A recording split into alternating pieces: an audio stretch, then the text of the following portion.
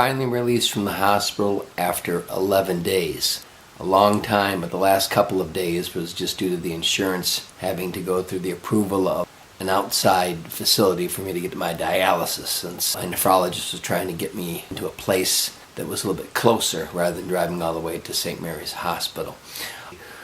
We had 4 sessions of dialysis, which the first couple were pretty easy, but then as we moved out to 3 and 3.5 hours for the last couple, it took a toll on me. I mean, I was tired, very tired, just a splitting headache, and I was almost useless. I couldn't really think, so I have to talk with the nephrologist on that.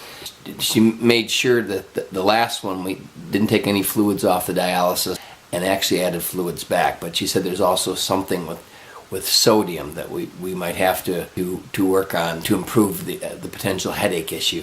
But I'm going to bring you into the St. Mary's dialysis room so you got an idea of what's going on when you're in there. The port surgery went well. So I have my port underneath my left chest, and it's just a couple of tubes that are sitting outside that you hook up with 2 hoses, one an input and one an output. And so you'll see that. So let's go right to the video to show you a quick clip of that.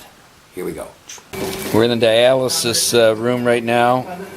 This is dialysis catheter. The red is the exit and the blue is the entrance, right? Mm-hmm. Okay, great. Yep, she's on. Okay, we're getting ready to start dialysis. Here it goes. Ah, there it comes. It's just coming through now. Clearing up. There it is. Yeah, that's good. Turn it over. You want to watch TV? Nice. There it is, all functioning. Do the dialyzer. Back down the hose. Okay, that's fine. And back into my body. Well, I hope that made it clear what's going to go on, and that's going to be, at least for the short term, probably at least a couple of months, what the situation is going to be for me. It looks like dialysis 3 times a week, a new facility, probably 2-3 hours each time, and we'll see. Again, did the kidneys come back and we don't need that? Only time will tell.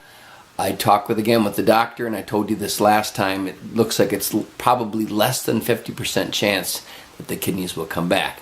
But there's still some hope, but you got to be realistic about what the reality of the situation is based on the odds and the numbers. So that's the case with the dialysis. That went well. Obviously the kidneys are a problem. As far as the chemo goes, now the chemo, we did start in the hospital the first infusion of Darzalex, which was a 7-hour infusion, and I did have a reaction to that.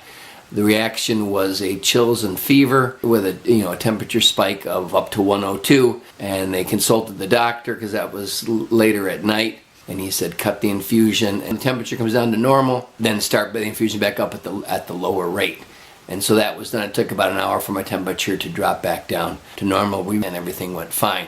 But now going forward, when I'm going to start chemotherapy, which finally it looks like they set upon, because they had to wait for the dialysis time to come through, and that changed when the chemo was. So it looks like my dialysis is going to be on a Tuesday, Thursday, Saturday, like I said, for about 2 or 3 hours. I think it's 3 hours.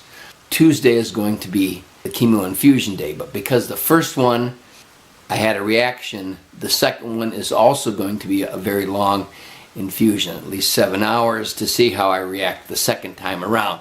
So it looks like I've had some reactions to the new chemo IV, reactions to the dialysis, but we work through these things. So that's where we're at. It looks like starting dialysis 3 days a week, and chemo will be starting once a week as usual, with again that new protocol, the Darzalex, the Revlimid, and the Dexamethazone. That's what I have. We're kind of stabilized here. The dialysis has moved my numbers down. Last update I told you they were at 7.